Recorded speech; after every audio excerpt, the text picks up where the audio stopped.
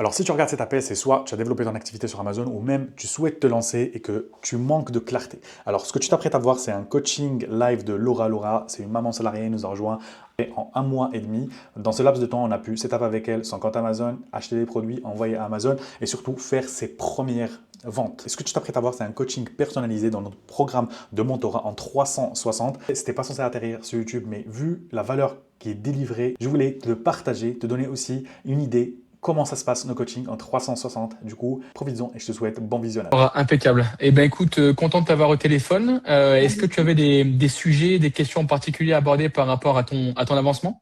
Alors oui, ce que je te disais là par rapport aux deux asines, enfin les trois asines qui sont en vente, dont un qui est depuis un petit moment déjà, enfin un petit moment, on s'entend, hein, c'est depuis que j'ai commencé. Je voulais voir avec toi au niveau de l'analyse de prix, peut-être voir s'il y avait quelque chose à faire Ok.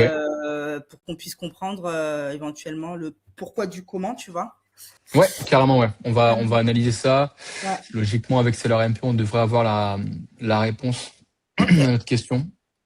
Alors ici, non, là plutôt là, rapport d'activité. Tac. C'est plutôt là. Hop. Ah, attends, il y a eu du changement. Alors ça y était pas tout à l'heure, hein. Voilà. Tu vois ce que je vois là ou pas? C'est bon? Ouais. Là, il y a eu des ventes, effectivement. Eh ben, ça y était pas encore ce matin. Donc ça, c'est cool. Ok, nickel. Du coup, qu'est-ce que je voulais dire? Donc quand même analyser avec toi et comprendre aussi parce que tu vois, là, tu vois ce que je fais, hein. Ouais, là, je vois tout, t'inquiète. Ok. Tu vois là, donc depuis le début hein, que j'ai commencé que les asines sont en ligne, je Ouais, suis sur. Donc tu vois là, j'ai 52 sessions, donc c'est cool. Il y a du passage quand ouais, même sur ma page, tu vois. Mais ouais. ça a déclenché 0 vente, quoi. Ok. En fait, c'est pas beaucoup, hein, 76. Enfin, si tu veux, tu sais pas si c'est 76 clients ou juste 76 visualisés sur la fiche produit. Bon, on peut Ouais, considérer que c'est des clients, mais tu ouais. verras que tu as des produits sur lesquels ça peut monter des fois énormément, hein. Tu vois, nous, des fois, il y a des mois, on avait plus de 600 000 passages sur nos fiches produits. Ah Tu ouais? verras que ça va, ouais, mais tu verras que ça va t'arriver aussi quand tu auras D'accord. pas mal d'agines en plus, parce que des Ok. fois, tu as des produits qui font des fois 90, 100 ventes par mois. Et donc, si tu as 100 ventes par mois, des fois, tu as peut-être je sais pas, 40 000 passages sur la fiche produit, tu vois. J'en sais rien, hein, mais ça peut être D'accord, ok. Ok. le trafic D'accord. sur Amazon, c'est assez impressionnant. Ouais, faut que je me Euh, rende compte aussi de la portée de la chose aussi. Je pense et c'est que. là où tu te dis, tu es content de pas mettre d'argent dans la pub parce que des fois que la pub mal ciblée, tu peux avoir moins bien que ça, alors que là, c'est un produit qui se vend Ouais. déjà, donc c'est ça l'intérêt de l'arbitrage, tu vois. Ok, ok, Mais super. là, ce que tu peux faire, tu voulais voir en détail les produits vendus et à quel prix, ou tu voulais faire quoi? Éventuellement, oui, regarder ensemble si déjà il y a des modifs à faire. C'est vrai que comme je l'ai jamais Ok, fait encore le repricing, voir si à quel moment je vais devoir m'alerter et me dire bon là par contre il va falloir retravailler le prix ou alors c'est ok, normal, faut attendre un petit peu parce que tu vois sur ces produits-là, c'est pas des produits où il y a que 5 ventes par mois. ok. Tu vois donc En fait, je vais le voir. repricing, si tu veux, moi, ce que je te conseille, c'est de te mettre un créneau une fois par semaine dans ton agenda. Ok, Au vu du stock que tu as, je pense que 15 minutes, c'est largement suffisant, tu vois. ouais, Et l'idée, c'est d'adapter après par rapport au volume de stock. Mais ouais, en gros, le repricing, c'est faire un petit peu passer en revue tous tes produits. Et sur le menu gérer tout le stock, tu vois à quel prix de la buy box le produit est, si tu veux. Donc, si tu vois que tu es à ce prix-là, tu peux laisser. Si tu vois que tu es un peu au-dessus, tu peux baisser si tu veux une fois par semaine. Mais pour moi, c'est pas à faire tous les jours, hein, parce que tu vas d'accord, déclencher des ventes, mais tu vas plutôt déclencher une guerre des prix où tu vas baisser d'un centime, un centime, un ouais. centime, il n'y a pas d'intérêt. Donc pour moi, un créneau de 15-30 minutes une fois par semaine, c'est largement suffisant. D'accord. Et j'ai vu qu'il y avait justement une fonction, tu sais, faire une mise à jour automatique entre guillemets du prix par rapport jamais, hein. On est Jamais d'accord. de la vie. Non, Ah, j'ai jamais pas de la vie. cliqué, mais je me suis demandé quand même, fallait poser la question parce que je me suis dit, bon, j'ai dit là c'est quand même assez aléatoire, c'est la machine qui va décider du prix et c'est pas le but. Ouais. Surtout si celui qui a la buy box il est il est pas du tout rentable, j'ai pas envie de m'aligner sur ça non plus quoi. Donc bon, Ouais, ok, c'est le process BIL, le process Bill, où ouais, c'est Amazon effectivement qui va gérer en gros tes prix. Mais en gros, eux, ils sont plutôt sur du volume de vente plutôt que sur ta rentabilité. Eux, ok, quoi que tu fasses, ils gagnent de l'argent sur ton produit parce qu'ils gèrent d'accord, ils gèrent le stockage, la gestion. Donc ton produit, tu l'as mis à 60 euros. Si demain il y a un mec qui se met à 8 euros ou Amazon te le vend à 8 ou 10 euros, ils ouais, vont quand même gagner de l'argent dessus, tu vois. ok, Moins sur d'accord, les frais produits, mais quand même sur la gestion du produit. Et donc, toi, tu vas plus du tout être rentable. Et donc, non, c'est trop un risque à prendre. Donc, jamais autoriser Amazon à gérer tes prix. Non. Ok, donc je me mets ça, une petite check une fois par semaine. Super, très bien. Ouais, exactement. Ok, c'est Là, parfait. maintenant que tu as du stock chez Amazon et que tu vas commencer à vendre, Laura, ce que je te conseille, c'est de regarder aussi l'étape 7 du coaching. Il n'y a rien d'opérationnel, c'est juste pour avoir des connaissances en plus sur le repricing, sur le fait de gérer suivi paiement, des choses comme ça, tu vois. Ouais, ben j'attendais justement d'avoir les premières ventes pour pouvoir, je me le gardais sous le coude, effectivement, parce que le regarder sans avoir l'application immédiate, entre guillemets, pour moi, c'est vrai que j'aurais dû y revenir et j'y reviendrai quoi qu'il arrive, mais je voulais avoir Ok. quelque chose de concret et maîtriser déjà un petit peu aussi toute la partie sourcing un peu plus pour que ce soit plus familier pour moi au niveau des termes aussi des vidéos. D'ailleurs, Ok. les vidéos sont très bien faites, hein. C'est très très clair Ok. au niveau Top. du contexte. Ça, c'est cool. Ok. Merci. Qu'est-ce que je voulais te poser d'autre comme question? Ah oui, tu sais, quand vous nous faites le retour là sur le tableau d'Azine, Ouais. vous mettez parfois des commentaires sur le côté en remarque, genre nous on fait une proposition de prix et vous derrière vous remettez un autre prix en disant vaut mieux le mettre à ce moment-là. Ouais. Vous faites une analyse sur les 3 mois ou vous allez même plus loin encore? En général, c'est 3 mois et après 90 jours. Enfin, c'est 90 jours et après 180, donc 3 et 6 mois. Mais après, au-delà d'un an, je pense qu'il n'y a pas d'intérêt. Mais tu peux considérer que si sur les 90 derniers jours, donc les 3 derniers mois du produit, si le produit a toujours été stable avec le même volume de vente et le même prix de la buy box, c'est suffisant. Tu vois, t'as pas besoin obligatoirement d'aller sur 6 mois, 1 an ou même all. Donc en gros, depuis que la fiche produit Oui. existe, parce que des fois, tu as des données de 2017, 18. Et au final, c'est plus cohérent par rapport à aujourd'hui. Mais donc 3 mois, je pense que c'est relativement proche, mais tu as quand même assez de recul pour dire comment vit un peu le produit, tu vois. D'accord, ok, très bien. Et donc du coup, quand vous notez du style se vend mieux à tel prix, ça veut dire que la courbe verte là, elle descend bien bas et vous regardez plus ou moins à chaque fois. Je sais pas si c'est clair ce que je te dis. Je pense qu'on prend la logique. Alors forcément que plus tu as un prix de vente bas, plus le Mm. BSR en fait va, on va dire, descendre en pourcentage, mais plus le BSR est bas, mieux c'est finalement. Parce qu'en gros, un D'accord, BSR bas, c'est un produit qui est haut dans le classement des ventes. ok, Et donc c'est ça. forcément, comme une course, mieux t'es placé, mieux t'es en règle générale. Ok, Donc en gros, un BSR qui est faible, c'est un produit qui se vend bien. Un BSR ok. qui est élevé, c'est un produit qui se vend pas bien. Donc forcément, des fois, entre quelques euros de différence sur un produit, tu auras des baisses dans le BSR, ce qui signifie qu'il y a eu des ventes sur le produit. Et Mm. donc l'idée, c'est de regarder à peu près quel est le meilleur positionnement. Il n'y a pas de prix parfait si tu veux, tu Oui, vois. ok. Si jamais le produit, par exemple, il se vend bien en général à 22 euros, que toi tu fais une belle renta à 24, mieux vaut des fois faire un peu moins de ventes, mais avoir une meilleure rentabilité Mm. selon les concurrents. Tu vois, c'est D'accord, ok. vraiment une moyenne affaire. Tu vois, il n'y a pas de process Ok, je comprends vraiment ce que tu veux dire. très strict. Tu vois, c'est Ouais. juste se positionner, adapter le prix. Des fois, tu peux même réévaluer à la hausse ton prix parce que Mm. tu te dis, bah là, j'ai acheté 30 unités, je les ai vendues en 2 semaines. Mieux vaut que je monte le prix de 2-3 euros. J'en vends un petit peu moins, mais au final, je gagne plus d'argent par unité, c'est mieux, tu vois. C'est ce Ok. que j'avais fait à l'époque sur des, j'ai toujours cet exemple en tête, sur des bonbons Schtroumpf, par exemple. Ouais. Le produit, il était annoncé, je crois, le produit, quand j'étais sur la fiche produit, il était à 14 euros. 14 Ok. euros pour une boîte de bonbons de 200 grammes. Un sachet C'est que ouf. tu chez Carrefour à 3 euros. C'est ouf. Déjà, c'est ouf. Le produit, il se vendait 3 ou 4 fois par mois à 14 euros. Je me suis dit, bah, attends, je vais le mettre à 8, tu vois, parce que j'étais largement rentable vu que je l'achetais Eh oui, un. oui, oui. Faut pas vendre des produits si peu chers. Mais là, il y avait un truc à faire.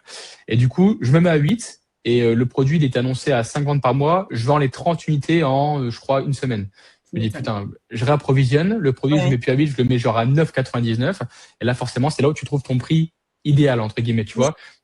T'en vends 20, 30 par mois, t'as moins à faire de réappro, t'es un peu plus rentable sur la fiche produit et tu conserves un volume de vente cohérent, quoi. Ok.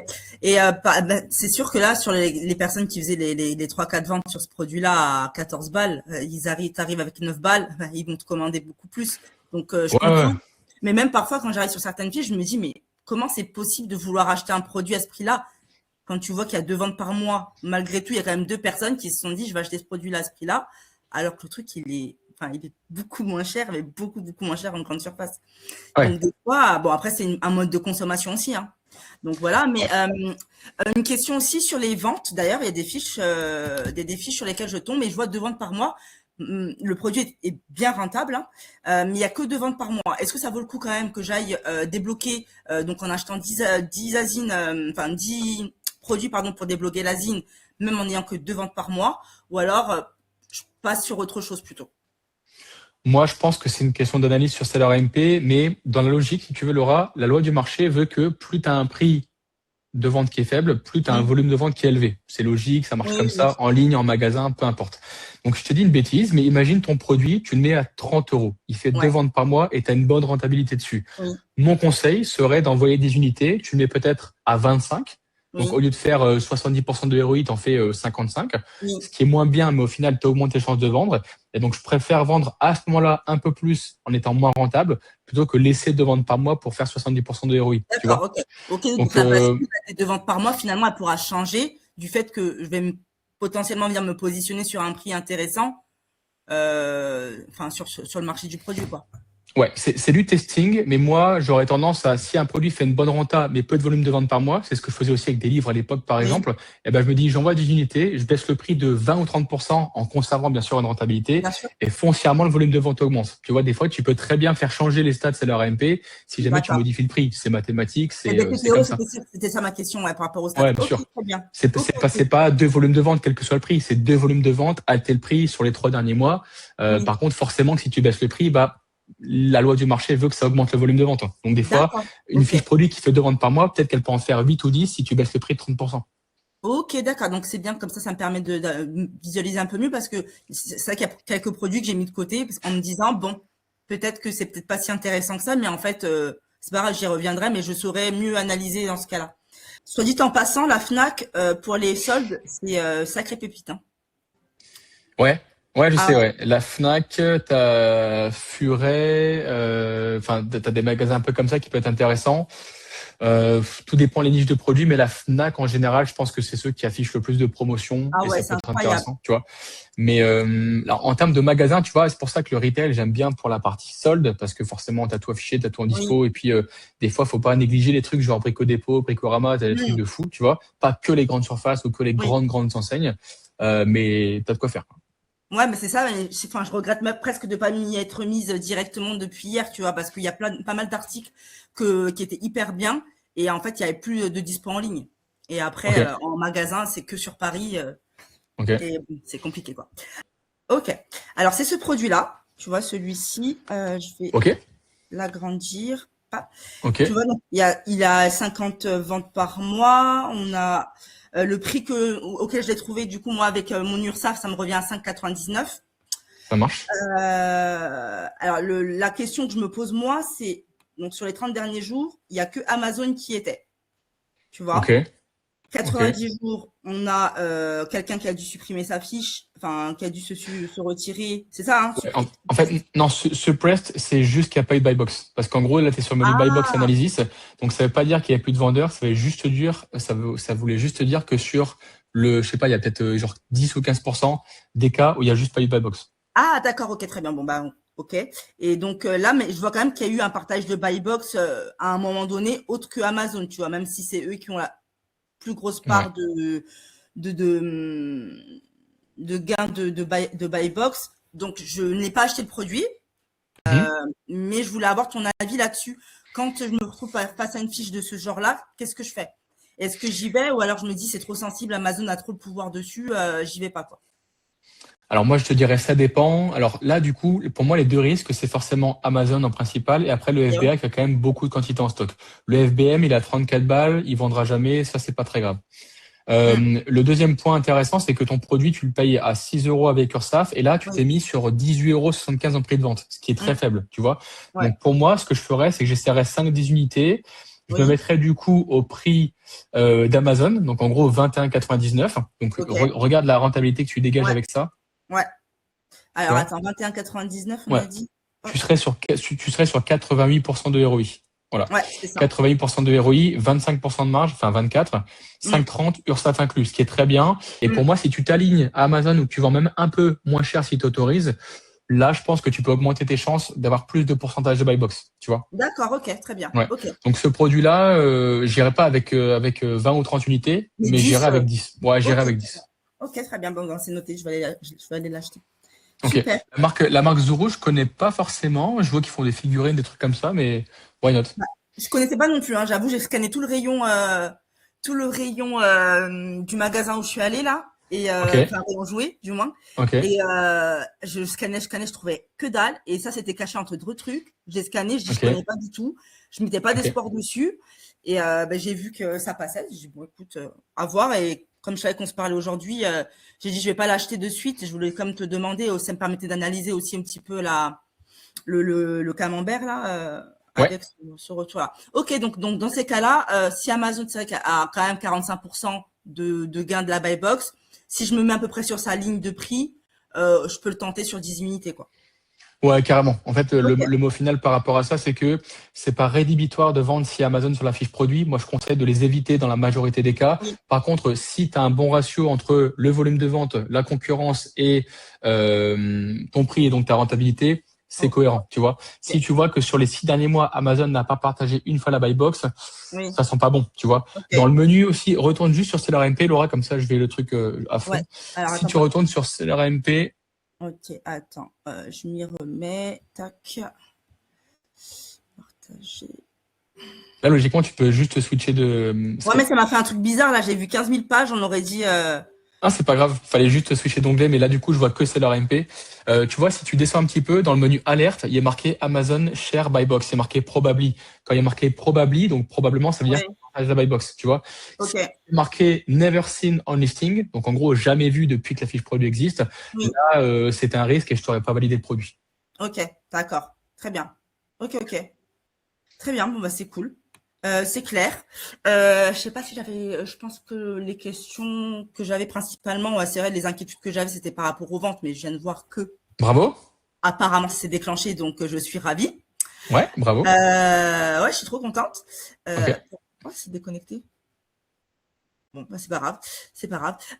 J'irai analyser ça de plus près tout à l'heure. Là, j'ai juste pour te faire un petit topo de ce qui est en cours de mon côté. J'avais débloqué une marque, j'ai recommandé un autre asine de la même marque, donc du coup ça va partir. Mais je voulais pas partir que sur cette asine-là, donc j'attendais de recevoir autre chose. Il faut que je débloque un Bioderma, des petits labellos là. Ok. Qu'est-ce que j'ai d'autre? J'ai commandé du coup 2 jeux de Switch, dont Ok. un qui était déjà débloqué. Ok. J'attends que ça arrive. Qu'est-ce que j'ai d'autre en cours? Je vais retenter après ça, après tout ça, là, le déblocage, tu sais, de la marque Laboratoire de Biarritz. Je sais pas si tu en avais parlé. Tu sais, j'avais eu un blocage. J'ai recommandé un autre produit chez eux, Ok. directement chez le fournisseur, Ok. et donc voir si ça passe mieux avec la facture du fournisseur. Ok. En général, ces marques-là, elles sont vendues chez des pharmaciens en ligne parce que tu en as plein. Tu as pharmacie Lafayette, pharmacie Ouais. de Paris. Enfin, tu en as plein de grosses pharmacies qui font du déstockage parce qu'ils ont des produits à balles. Mm. Je sais pas comment ils font ça. Des grosses centrales d'achat ou un truc comme ça. Et donc, en général, si ça débloque pas sur l'un, ça peut débloquer sur l'autre. Mais Mm. comme d'hab, on n'a pas la science infuse sur le Oui, oui. déblocage de marques. Et du coup, Laura, très important. Sur des pharmacies en ligne ou des sites internet classiques, tu n'auras pas de lettre d'autorisation. Par contre, si tu commandes sur des plateformes, des gros sites, des marketplaces, essaye de prendre le réflexe de demander une lettre LOA, une lettre d'autorisation de Oui, revente. c'est vrai. Ils en donnent pas systématiquement, Zentrader en donne par exemple, mais ça peut vraiment te donner un gros coup de pouce sur le déblocage de marque. Parce que si tu fais une demande de déblocage avec une facture conforme, une lettre d'autorisation de revente, des photos du produit et un cadre détaillé, Ouais, là y a pour pas le de raison. coup, ouais, si Amazon te refuse, à moins que ce soit vraiment une grosse marque ou que tu aies fait une Mm. imp avant, mais sinon en général, ça t'augmente vraiment tes chances que ça passe, quoi, tu vois. Ok, ouais, c'est vrai que j'ai pas pensé à demander à. En plus, j'ai commandé chez eux, donc je vais contacter le service client, leur demander voir s'il y a moyen d'avoir une lettre d'autorisation de vente. Ouais, Et je viens d'avoir mon numéro de TVA, enfin. nice, Donc ça nice. c'est cool parce que j'attendais quelques produits là pour les commander, il me fallait un numéro TVA. Donc je vais pouvoir le rentrer, commander ça là dans la fin d'ici la fin de journée. Ok, Voilà où j'en magnifique, suis super. pour le moment. Merci pour le retour. Je suis très content de ton avancement et de ta capacité à appliquer au quotidien. Ça me Merci. régale et j'aime bien comment tu avances. Et Mhm. donc, on continue du coup dans ce sens-là jusqu'à dans les prochains mois en tout cas. Ouais, c'est ça, mais il y a un côté addictif en plus de ça, hein, franchement, pour être Quand tu honnête. vois que c'est possible, quand tu Ouais. vois qu'il y a des ventes qui commencent à s'opérer sur ton dashboard, tu te dis, bah, c'est des produits que j'ai cherchés, que j'ai Mm, achetés, que j'ai envoyés, que j'ai touchés, mm, et qui se vendent, tu vois. Et donc, ouais. l'objectif, forcément, il dit comme ça paraît simple, mais il faut faire x10, x100, x1000. Ok. Et une très bonne nouvelle aussi que je vais un peu dire en live, du coup, c'est que, comme tu as vu, on a eu un partenariat avec ProfitPass, ça, tu le Mm. savais déjà.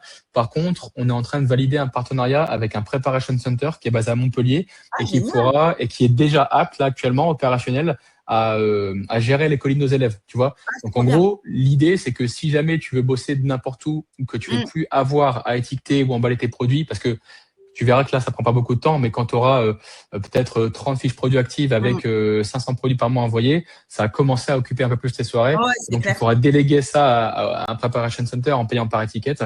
Et Mm. donc on l'a pas encore communiqué parce qu'on est encore en échange avec lui, mais il va nous envoyer la vidéo du tuto, je vais le communiquer aux élèves et mettre un module dans le school Ah, sur ça, trop quoi. bien. Bah après, ça, c'est Donc un ça des, peut c'est être. des paliers à atteindre. Bon, pas maintenant, mais c'est sûr que c'est un des paliers que je vise. À un moment Ouais. donné, puis avoir à gérer la logistique, mais ça voudra dire que du coup, j'aurai vraiment beaucoup de produits à envoyer. Donc, c'est tout ce Ouais. que je me souhaite. Pour l'instant, j'exploite mes enfants. Ouais. Moi, comme moi, j'ai exploité ma femme ou ma sœur dans le bon sens du terme, mais qui m'ont aidé Ouais. aussi à étiqueter de nombreux milliers de produits.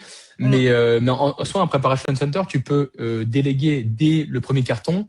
Pour moi, il n'y a pas d'intérêt parce que ça prend pas beaucoup de temps, même si tu as 10, Mm. 15 cartons, ça va. Mais par contre, quand tu commences à faire, moi, à l'époque, quand j'étais encore en France, que j'ai payé par palette, ouais, c'était peut-être 30 cartons par toutes les 2 semaines. Et donc là, Ouais. ça commence à faire beaucoup parce que c'est des palettes, quoi. Donc ça commence Eh à, ouais, c'est clair, c'est clair. Et puis en ça plus, commence à faut faire. les stocker à la maison, quoi, les 30 palettes. Enfin, les Ouais.